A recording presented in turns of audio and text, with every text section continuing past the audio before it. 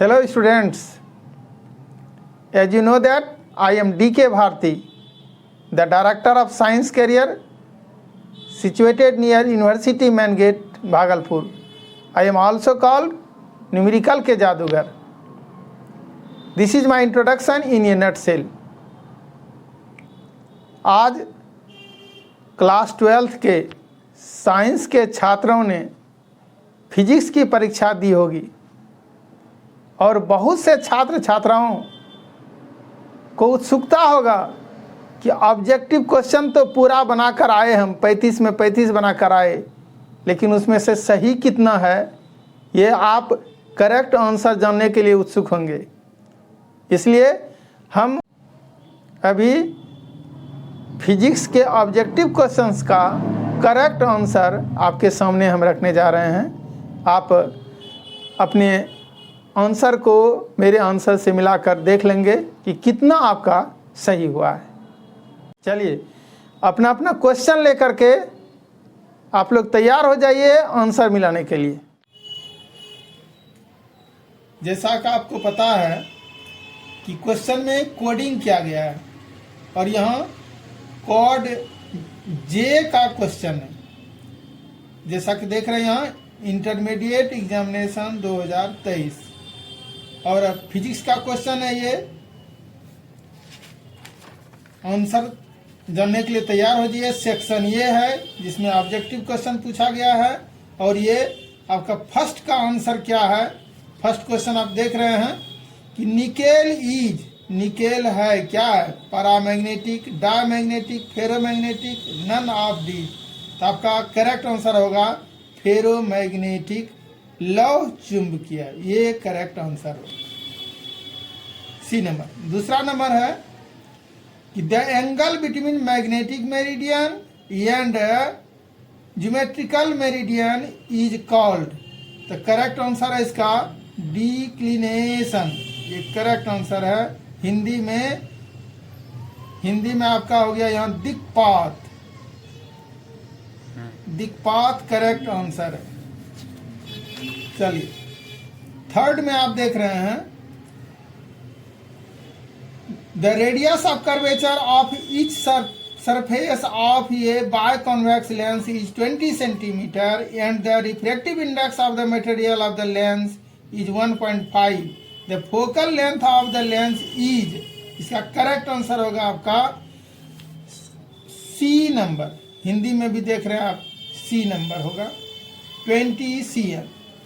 और फोर्थ में देखेंगे for same focal length of electron and proton which physical quantity will be same. तो आपका करेक्ट आंसर होगा मोमेंटम, संवेग। हिंदी में संवेग। इंग्लिश की बात करें यहाँ 5वां number question, the function of moderator in nuclear reaction is 2। क्या होगा ये आंसर होगा slow the speed of neutrons. Hindi में देख रहे हैं न्यूट्रॉनों की गति मंद करना। नेक्स्ट देखेंगे 6 number, the impurity element used for P type semiconductor is. क्या होगा करेक्ट आंसर बोरॉन। हिंदी में भी बोरॉन ही लिखा है। नेक्स्ट है 7वां number, diode is used as rectifier होगा दिष्टकारी की तरह। नेक्स्ट है जब प्रकाश स्रोत और पर्दे के बीच की दूरी बढ़ा दिया जाए तो फ्रिंज की चौड़ाई क्या होगा बढ़ती है। आपको पता है बीटा बराबर लेमडा डी बाई डी होता है, नीचे में स्मॉल डी ऊपर में कैपिटल डी, और यहाँ कैपिटल डी बढ़ाई जा रही है ऊपर वाला, इसीलिए क्या होगा बढ़ेगा, इंक्रीजेज होगा, यहाँ इंक्रीजेज होगा। नेक्स्ट है 9th में the unit of radioactivity is curie होगा, क्यूरी।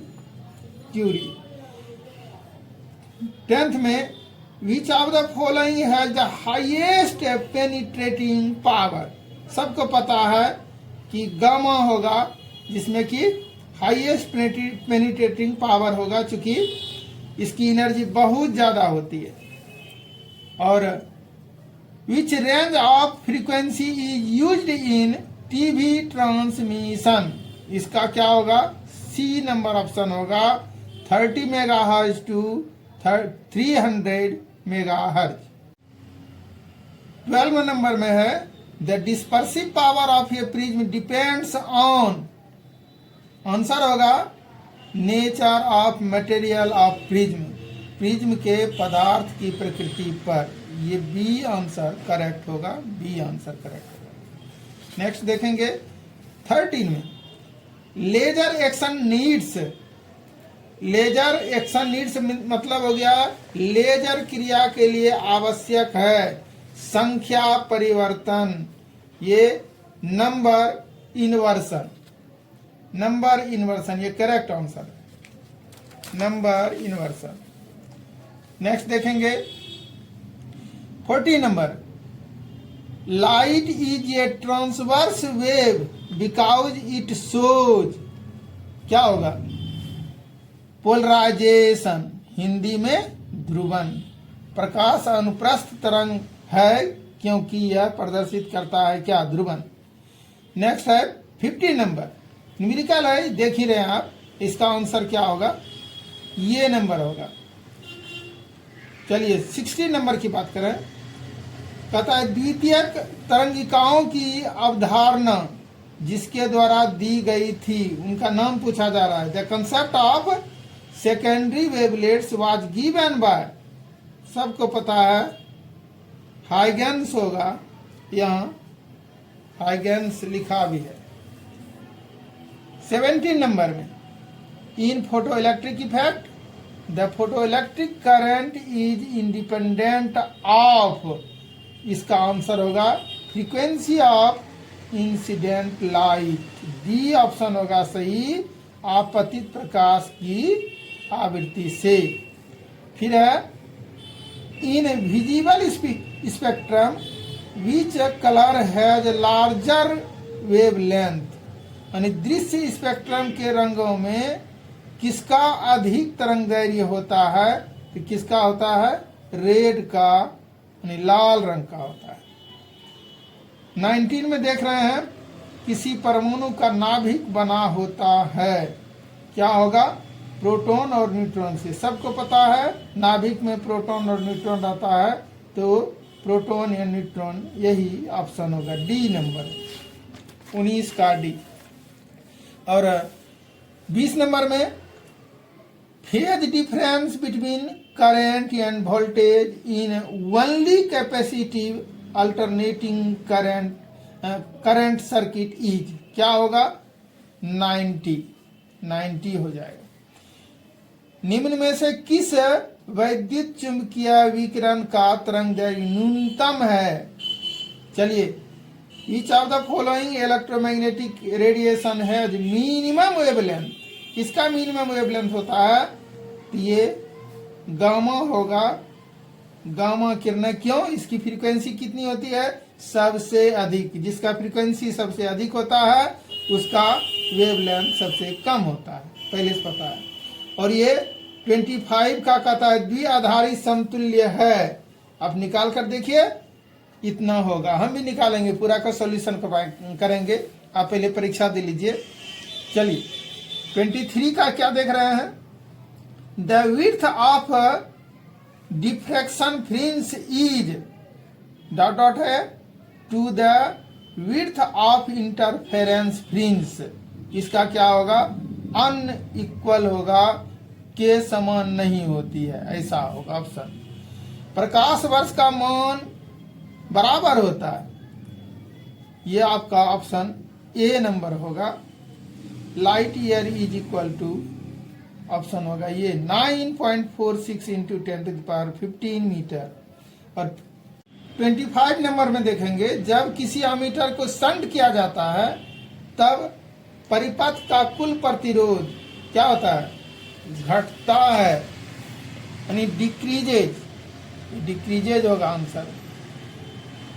26 नंबर में देखेंगे the temperature coefficient of a semi conductor is, क्या होगा इसका, सेमीकंडक्टर का ऋणात्मक निगेटिव होगा। किसी अर्धचालक का तापमान गुणांक का मान होता है ऋणात्मक।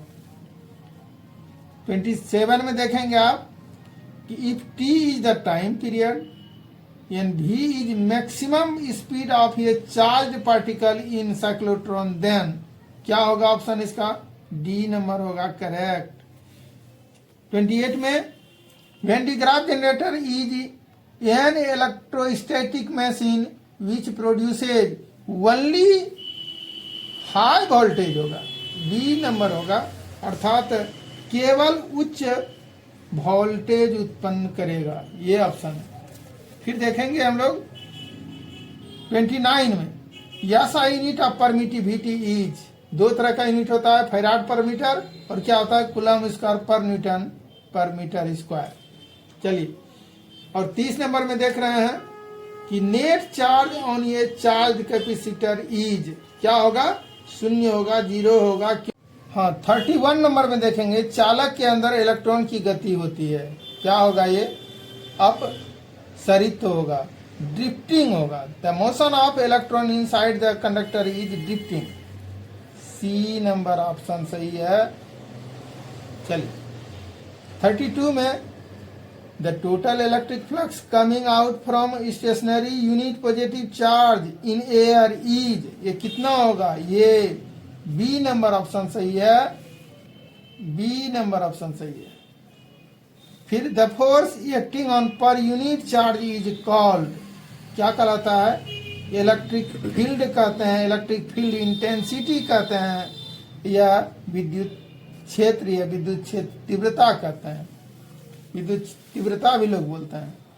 34 में क्या देख रहे हैं, quantization of charge indicates that, क्या होगा इसका, देयर एग्जिस्ट ये मिनिमम परमिसिबल चार्ज ऑन ये पार्टिकल, ये कण पर न्यूनतम अनुमेय आवेश होता है, डी ऑप्शन सही है किसका, 34 का।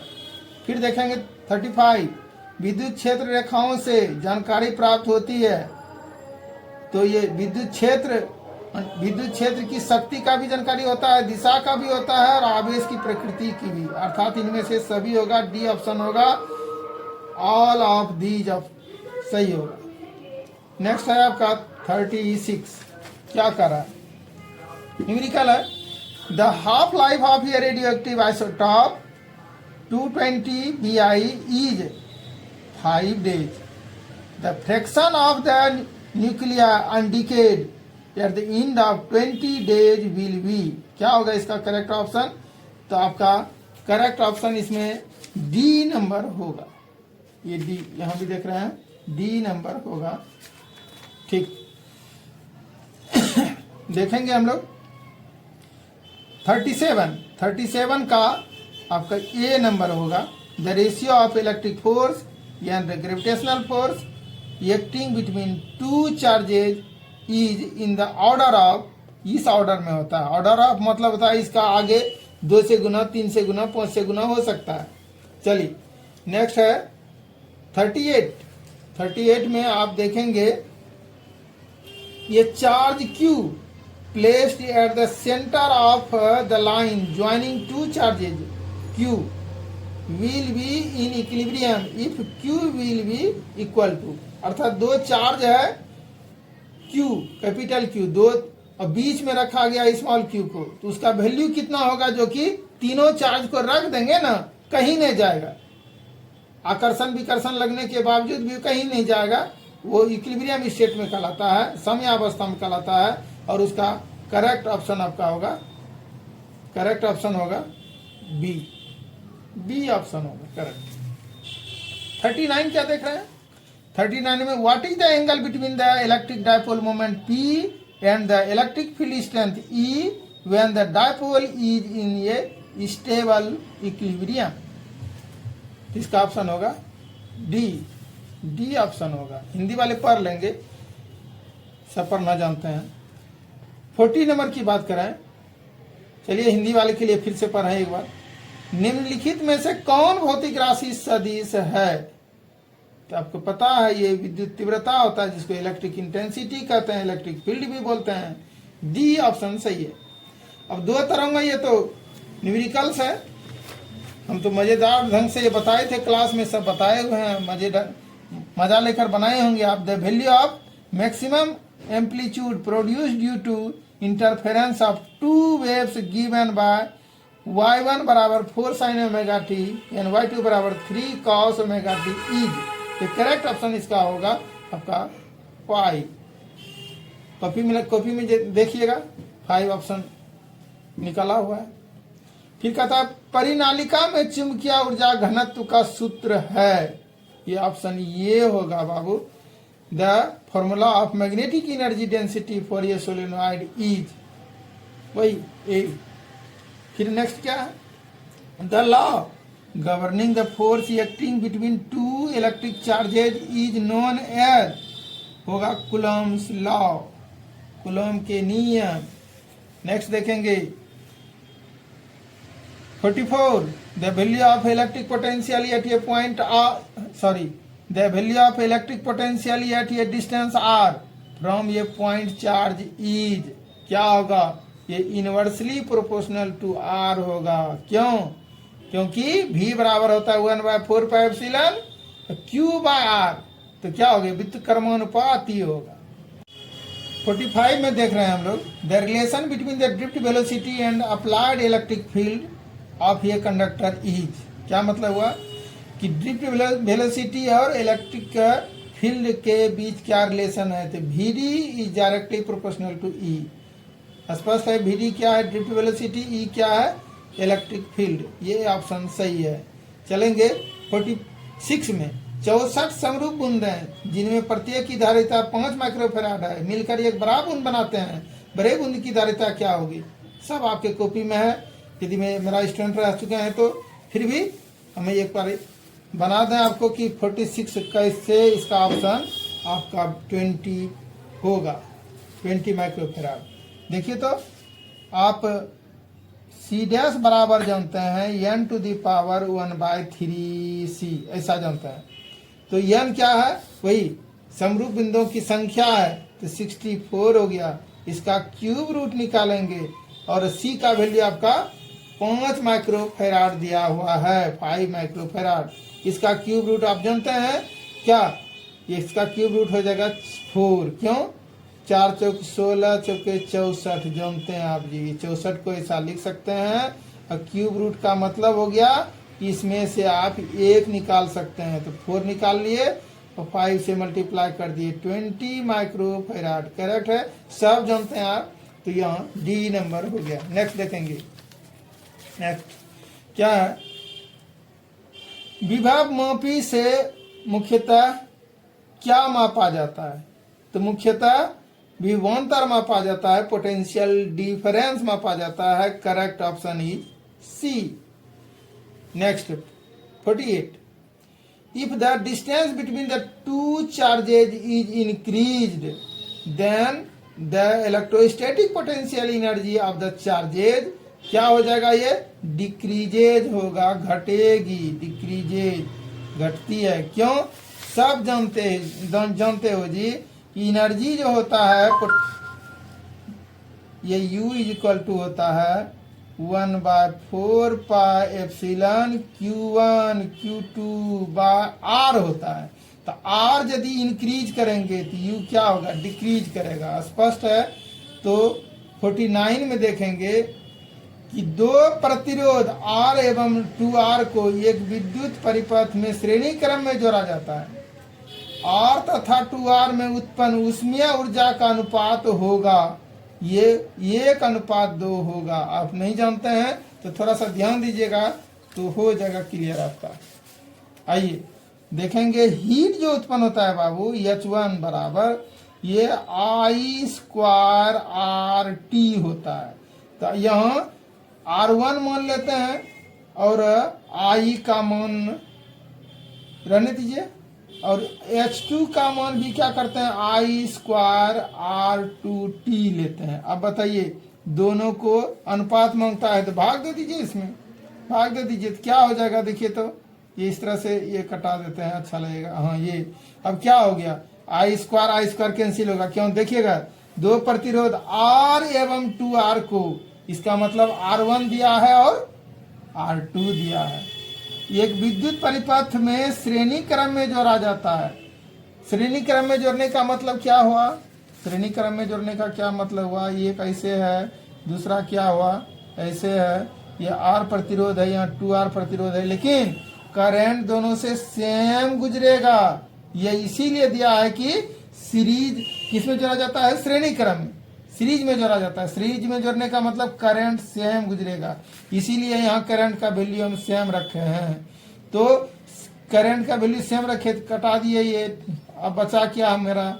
R1 बचा, तो R1 के जगह R देते हैं। R2 दिया क्या है? 2R है, R कैंसिल होगा तो 1/2 होगा। तो कहता अनुपात कितना होगा किसका? उष्मा का। उष्मा H1/H2 है, तो H1:H2 बराबर होगा 1:2। क्लियर हो गया? ज़्यादा वक्त आपके पास है भी नहीं है, तो बेहतर है कि केवल ऑप्शन जानिए और करेक्ट होगा। आप इसलिए इसको दिखा रहे हैं कि देखिए जो भी बनाया गया है वो करेक्ट है, कहीं किताब कॉपी से नहीं देखा गया है, वो सब बनाया गया है मेरे द्वारा, तब करेक्ट ऑप्शन आपको दे रहे हैं। किताब कॉपी का देखा हुआ कुछ नहीं है, कहीं से ऑप्शन हम आंसर खोजे नहीं है। आइए देखिए 15 की बात करें, ये spherical mirror is emerged in water, it's focal length will, क्या होगा? कुछ नहीं होगा, नो डिक्रीज होगा नो इंक्रीज होगा, बल्कि क्या होगा? रिमेन्स सेम होगा, कुछ नहीं, समान रहेगी। क्यों? क्योंकि ये लेंस नहीं है, स्फेरिकल मिरर है, गोलिया दर्पण है। गोलिया दर्पण को पानी में डुबा दीजिए, कहीं रख दीजिए, कोई फर्क नहीं पड़ने वाला है। चलिए, क्योंकि रेडियस बदलेगा ही नहीं उसका।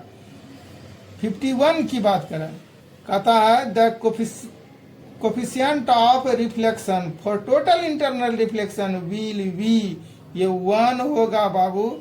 कुछ क्वेश्चन ऐसा है जो कि आउट ऑफ सिलेबस क्या है, डिफिकल्ट क्या है, पिछले साल के बनिस्पत पिछले साल की तरह बहुत आसान क्वेश्चन नहीं है।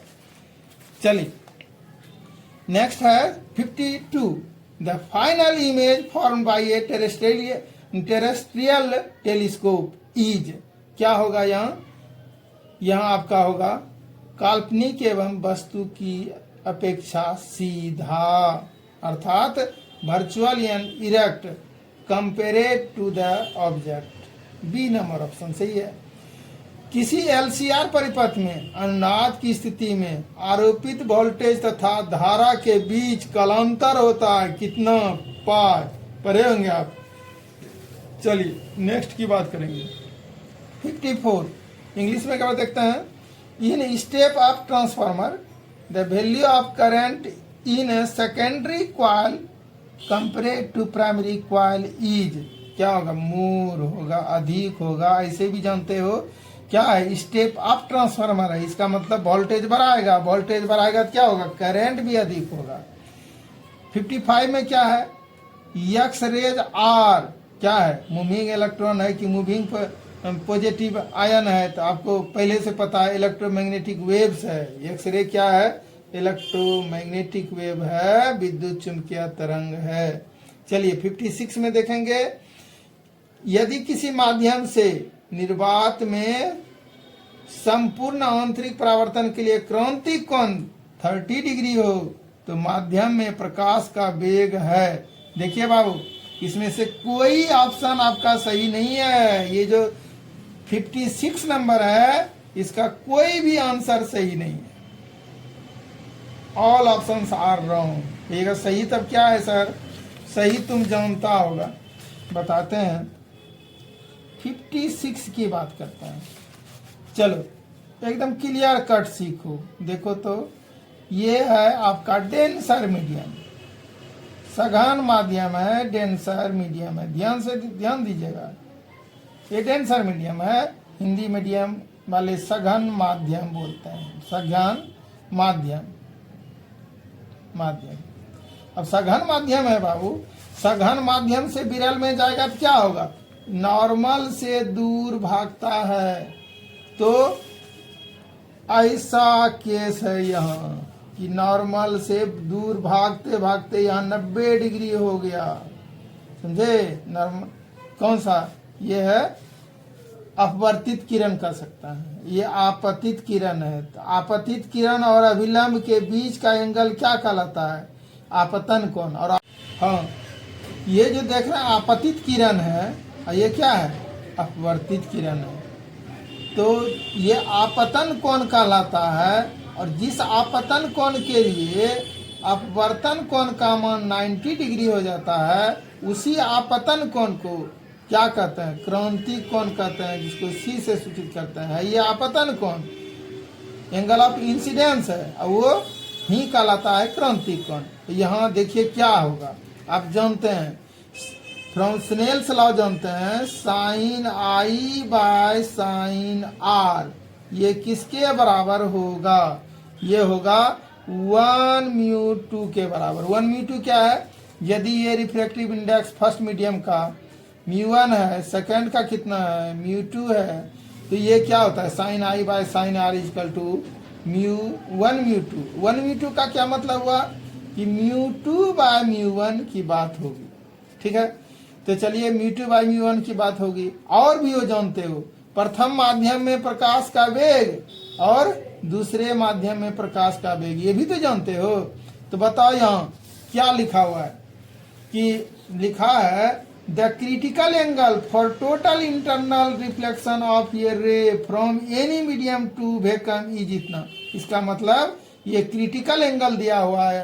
क्रिटिकल एंगल देने का मतलब हुआ कि आई यदि हटा करके हम दे दें साइन सी, नहीं क्रिटिकल एंगल के लिए, और ये साइन आर नहीं होगा, 90 डिग्री हो जाएगा, तब V1 बाय V2 करेंगे। लेकिन V2 जानते हो, ये V2 जो है सेकेंड मीडियम, ये तो निर्वात है। निर्वात के लिए क्या लिखते हैं हम लोग, निर्वात के लिए C लिखते हैं, वेलोसिटी। तो क्या लिखेंगे, ऊपर मीडियम है तो मीडियम के लिए यदि V माना है और ये निर्वात के लिए C माना है, तो ऐसा केस होगा। तो बताइए यहाँ हमको क्या दिया हुआ है, C की जगह दिया है, C की जगह दिया है 30 डिग्री। तो हम क्या लिखेंगे, sine 30 degree divided by sine 91 होता है, और ये V बाय C हो जाएगा। गौर करते जाइएगा, साइन 30 हाफ होता है और V बाय C हो गया। और जानते हैं आपको V मांगता है, कैसे, तो माध्यम में प्रकाश का वेग। तो माध्यम में प्रकाश का वेग क्या माने हैं, V माने हैं। देखिए ना, माध्यम यही है, ये V1 था, फर्स्ट मीडियम था तो V1 था, तो V1 में प्रकाश का वेग हम V माने हैं, और ये V2 यदि है इसमें प्रकाश का वेग C माने हैं। तो यही हो गया V बाय C। तो हमको चाहिए V, तो बताइए V बराबर क्या होगा, C बाय 2 होगा। C क्या है, निर्वात में प्रकाश का वेग। तो V बराबर C बाय 2। तो आप जानते हैं निर्वात में प्रकाश का वेग कितना होता है, 3 × 10⁸ मीटर पर सेकंड होता है। उसमें भाग देंगे 2 से, तो 1.5 × 10⁸ मीटर पर सेकंड लगता है। यहाँ तो दिया तो है 1.5 × 10⁵, लेकिन लगता है कि कंपोजर से ये इरर हो गया है, गलती हो गई है, इसमें 8 होना चाहिए तब सही होता। वही लिखे हैं हम लिख देते हैं आपको फिर से, 1.5 × 10⁸ मीटर पर सेकंड, ये करेक्ट ऑप्शन है। चलिए, बहुत लंबा समय ले लिया आपका, कुछ सीखने का भी मौका मिल गया। 57 में देख रहे हैं कि 40 सेंटीमीटर फोकस दूरी का उत्तल लेंस एवं 20 सेंटीमीटर फोकस दूरी का अवतल लेंस संपर्क में है, इसके संयोजन की क्षमता डायप्टर में है। इसका क्या होगा, ये -2.5 होगा। कैसे होगा, थोड़ा सा देखिए, इसमें कम समय लिया जाएगा, कम समय लगेगा ही इसमें। क्या है, गिवन में देखिए क्या दिया हुआ है, आपका दिया है कि 40 सेंटीमीटर फोकस दूरी का उत्तल लेंस है। ये उत्तल लेंस है, तो फोकस दूरी को यदि हम f1 माने, f1 बराबर क्या होगा, 40 सेंटीमीटर प्लस में। लेकिन यहाँ देख रहे हैं 20 सेंटीमीटर फोकस दूरी का अवतल लेंस, जैसे अवतल हो गया तो फोकल लेंथ आपका माइनस में होगा, 20 cm होगा। तो कहता है संपर्क में रखा गया है तो इनके संयोजन की क्षमता डायोप्टर में बताइए।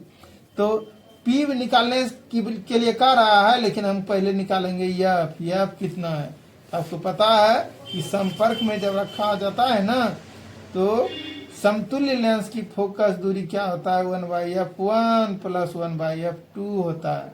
तो 1/f1 के जगह कितना 40 और प्लस 1/f2 की जगह -20, तो क्या होगा 1/40 माइनस 1/20, ये कितना हो जाएगा। तो आप देख रहे हैं 40 होगा, ये 1 - 2 हो जाएगा, तो वह -1/40 हो जाएगा। अब देखिएगा ये सेंटीमीटर में है, नीचे में सेंटीमीटर, क्योंकि सब सेंटीमीटर में दिए हुए हैं, ये भी सेंटीमीटर में है, ये भी सेंटीमीटर में है। तो बताइए नीचे सेंटीमीटर में होगा, और अब सेंटीमीटर को मीटर में बदलना जानते हैं। सी का मतलब हुआ 10⁻², आपको पता है कि 40 है, सी का मतलब 10⁻² है मीटर, और ये -2 ऊपर जाएगा तो क्या होगा 100 हो जाएगा, 100 बाय इतना मीटर हो जाएगा। और आप जानते हैं कितना होगा 5/2, ये क्या हो गया, ये गलत हो गया, पर मीटर देना पड़ेगा, क्योंकि नीचे एम है, ऊपर जाने पर क्या होगा पर मीटर, माइनस होगा उस पर पावर, तो ये पर मीटर को डायोप्टर बोलते हैं, तो -2.5 डायोप्टर ऐसा। चलिए ये जैसा कि हम बताए थे -2.5, इसलिए बता रहे हैं कि आपका ये फेक वगैरह नहीं है, आपका करेक्ट ऑप्शन है। आपके विश्वास के लिए थोड़ा सा ये समय ले लेते हैं, आपके पास समय नहीं है फिर भी आपके विश्वास के लिए लेते हैं, क्योंकि ऑप्शन बहुत सारा आंसर अभी आ गया होगा, वो देर दिन में होंगे कि क्या होगा सही क्या होगा गलत। हम विश्वास दिलाने के लिए सब कर रहे हैं कि सारा सही होगा मेरे द्वारा जो आंसर दिया जा रहा है। चलिए देखें, व्यतिकरण की घटना का कारण है, तो इसका कारण है कालांतर, मतलब फेज डिफरेंस होगा। और which is use to produce polarised light, polarised light कहा जाता है ध्रुवित प्रकाश उत्पन्न करने के लिए किसको प्रयुक्त किया जाता है, ये निकॉल प्रिज्म कहलाता है, ये निकॉल प्रिज्म का यूज करते हैं। और ये चिन्ह आप देख रहे हैं किसका प्रतीक है, ये this is the symbol of, किसका ये सिंबल है सबको पता है, डायोड है, ये सेमीकंडक्टर डायोड भी बोलते हैं। चलिए अब unit of amplification factor of transistor is, इसमें से कोई नहीं होगा, ना वोल्ट होगा, ना एम्पियर होगा, ना ओम होगा, नो यूनिट की बात होगी इसमें, क्योंकि फैक्टर है, एम्प्लीफिकेशन फैक्टर है। आपको पता होगा ये दो समान भौतिक राशियों का अनुपात है, कोई यूनिट इसका नहीं होगा। 62 क्या कहता है, निम्न में से कौन सा तर्क द्वार सार्वजनिक तर्क द्वार है। सार्वजनिक किसको कहते हैं जी, universal logic gate. Universal logic gate मतलब इस नंद गेट से आप कोई भी गेट बना सकते हैं, चाहे और हो, नॉट हो, नंद हो, कोई सॉरी एंड हो, सारा गेट्स इससे बना सकते हैं, इसीलिए इसको यूनिवर्सल गेट कहा जाता है, यूनिवर्सल लॉजिक गेट कहा जाता है। चलिए हम लोग देखते हैं क्या, UHF आवृत्ति अल्ट्रा हाई फ्रीक्वेंसी की बात कर रहा है कि आवृत्ति की तरंग प्रायः कैसे संचारित होती है, तो ये होगा आपका space wave, D number option सही है। अब 6 माइक्रोफैराड धारिता के 3 संधारित्र उपलब्ध हैं, उनके द्वारा प्राप्त न्यूनतम एवं अधिकतम धारिता होगी। बहुत आसान है, हम इस पर आपका समय ज्यादा नहीं लेंगे। ये आपका 2 नंबर होगा, सी नंबर होगा, 2 माइक्रोफैराड और 18 माइक्रोफैराड। कैसे आप यदि इसको पैरेलल में जोड़िएगा तो अधिक होगा, कितना 3 यानी ऐसे, ये देखिए 6 माइक्रोफैराड 3 को जोड़े तो आपका किसमें हो गया, ये आपका सीरीज में है, सीरीज में होता है सीधा जुड़ जाता है, CP = C1 + C2 + C3 होता है, यह सेम है तो NC हो जाता है, यहाँ सेम है तो संख्या कितना है, संख्या आपका 3, C का मान है 6, 18 माइक्रोफैराड, ये हो गया आपका किसमें मैक्सिमम हो गया। मिनिमम की बात करना है, कम से कम करना है, तो ये आपको क्या करना पड़ेगा, आपको सीरीज में नहीं, पैरेलल में जोड़ना होगा। अब पैरेलल में जानते हैं आप कि सी यस इज इक्वल टू जो होता है सी बाई एन होता है, मतलब 6 बाई यहाँ 3 हो जाएगा, तो 2 माइक्रोफैराड होगा। क्लियर होगा कि 2 और 18 होगा। चल नेक्स्ट देखेंगे कि 65 एक प्रत्यावर्ती धारा का समीकरण इतना दिया हुआ है में धारा के मूल माध्य वर्ग का मान होगा। बिल्कुल आप आसान सवाल है जी, सवाल तो निकल रहे तो और मजेदार, कोई माथापच्ची नहीं होता यदि आप इंटरेस्टेड हैं तो। देखिए आप जानते हैं कि आई इज इक्वल टू जानते होंगे, ये क्या है अल्टरनेटिंग करंट का फॉर्मूला होता है, आई बराबर आई नॉट साइन ओमेगा टी। इतना ही जानिए आप, लेकिन जानते हैं क्या यहाँ डेल्टा फाई एस आई होता है, लेकिन ये डेल्टा का मान यहाँ 0 है ही नहीं इसमें। इसका मतलब क्या दिया है आई नॉट साइन ओमेगा टी। इससे आपको तुलना करना है किसको, आपके जो इक्वेशन दिया गया है उससे। और ये तो ठीक है, दूसरा क्या जानना है आरएमएस वेलोसिटी। आरएमएस वैल्यू जो होता है, आरएमएस वैल्यू किसका करंट का, आरएमएस वैल्यू अल्टरनेटिंग करंट का होता है आई नॉट बाय √2। और आई नॉट का मान यहाँ देखिए दिया हुआ है, आई नॉट का मान कितना है, यहाँ तुलना कीजिएगा, यहाँ तुलना कीजिए ना आप कि आई बराबर 60 साइन 100 पाई टी। गौर कीजिएगा ये आपका ओमेगा टी, तो टी है ही, ओमेगा की जगह क्या है 100 पाई, लेकिन आई की जगह क्या, आई नॉट की जगह, आई नॉट की जगह 60 है, तो 60 बाय √2 कर दीजिए और इसका वैल्यू कितना हो जाएगा 60 बाय √2। और यहाँ हम क्या करते हैं ऊपर में भी √2 से गुना, नीचे भी √2 से गुना कर दिए, तो ऊपर में क्या हो गया 60√2 और नीचे में √2 गुना 2, √2 गुना √2 तो 2 होगा। और ये आप सॉल्व करेंगे 30√2, ये क्या हो गया, ये इतना ही ऑप्शन होगा आपका, यही होगा 30√2। लेकिन आप देखिए गौर से तो 60√2 30 100 शून्य, क्या इनमें से कोई है क्या, नहीं बाबू, आपका क्या करेक्ट ऑप्शन होगा, ये गलत लिखा है 60 नहीं दे करके, ऑपरेटर से गलती हुआ है, ये 30√2 होना चाहिए। हम लेकिन आंसर लिख कर रखे हैं 30√2 करेक्ट ऑप्शन है। आप यहाँ ठीक से फिर से देख लीजिएगा, आपको समझ में आ जाएगा। ठीक है, देखे अभी तक 2 क्वेश्चन हम लोग क्या कर दिए, 2 क्वेश्चन में देखे कि ऑप्शन भी गलत था, ऑप्शन कोई था ही नहीं।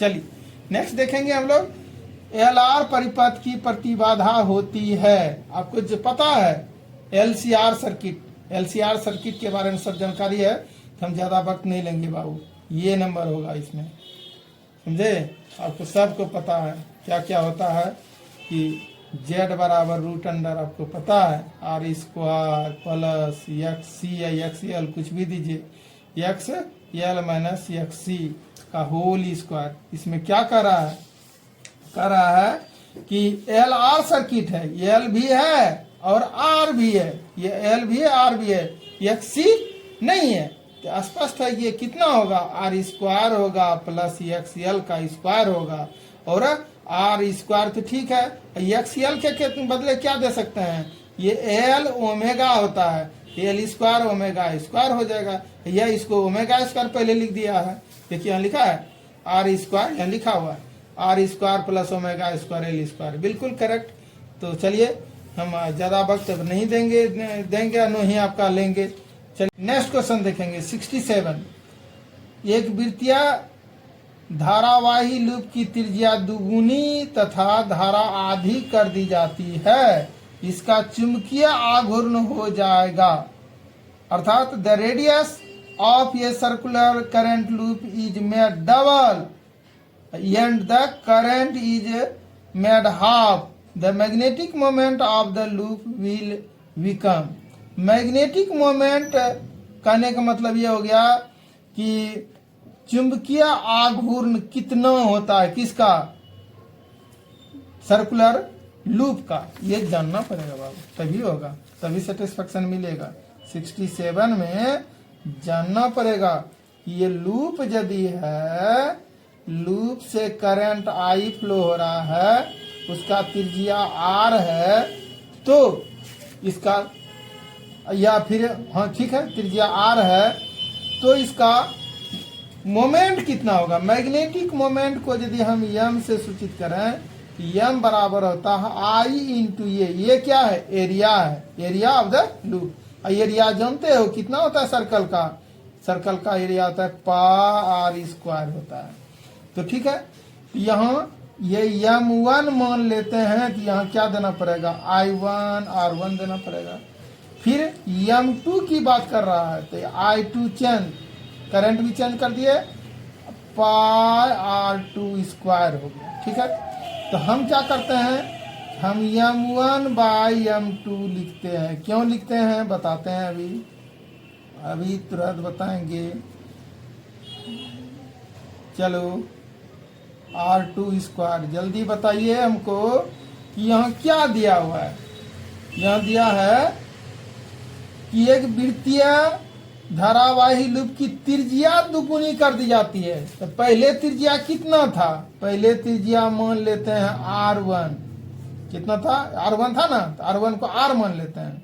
ठीक है, R1 को हम R मान लिए, यहाँ R1 नहीं देंगे, R स्क्वायर दे दिया, पाई दे दिए। ठीक है, दुगुनी कर दी जाती है, इसका मतलब R2 का मान आपका कितना हो गया, R2 का मान ऐसे नहीं अच्छा लगता है, हम यहाँ गिवन में लिखते हैं क्या दिया हुआ है, गिवन में अच्छा होगा, समझ में नहीं आएगा। एक वृत्तीय धारावाही लूप की त्रिज्या दुगुनी कर दी जाती है, कहने मतलब पहले यदि R था तो अब कितना हो गया 2R, तो R1 क्या है, R मान लेते हैं, तो R2 कितना हो गया, R2 आपका हो गया 2R। फिर क्या देखते हैं, तथा धारा आधी कर दी जाती है। यदि आप धारा I1 को I मान लें तो दूसरा क्या होता है, I/2 हो जाएगा, आधी हो जाती है, इसका चुंबकीय आघूर्ण हो जाएगा। तो बताइए चुंबकीय आघूर्ण कितना होगा, यहां से हम लोग निकालते हैं, यहां से निकालते हैं। I1 का मान कितना हो गया I, और ये पाई पाई कैंसिल हो जाएगा, क्यों कंसिडर करेंगे, R1 स्क्वायर, तो R1 स्क्वायर के जगह R स्क्वायर ले लेंगे, डिवाइडेड बाय I2, I2 जगह क्या होगा I/2, I/2 मतलब नीचे में 2 होगा तो हम ऊपर कर देते हैं, इंटू R2 का स्क्वायर, R2 कितना है 2R, तो 2R का स्क्वायर क्या लिखेंगे 4R स्क्वायर लिखेंगे।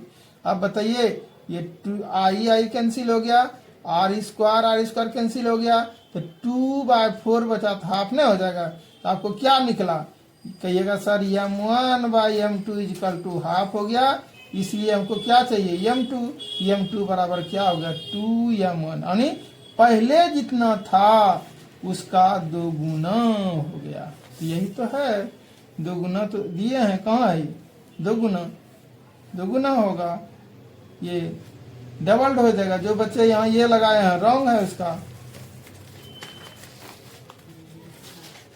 चलिए अब नहीं इतना डिटेल बताएंगे बाबू, फटाफट आप देंगे बताएंगे। The self inductance of a choke coil is 5 henry, the current through it is increasing at a rate of 2 ampere per second, the self inductance EMF in the choke coil will be, कितना होगा, ये आपका होगा C number -10 volt, C number. 69 number का देख रहे हैं, पृथ्वी का चुंबकीय आघूर्ण है, क्या होगा कि D नंबर होगा, moment magnetic moment of the earth is D number 8.0 into 10 to the power 22 joule per tesla की बात। और 70 और लास्ट क्या है देखिए, तो the phase difference between electric wave and magnetic wave in the electromagnetic wave is, option होगा B, π/2।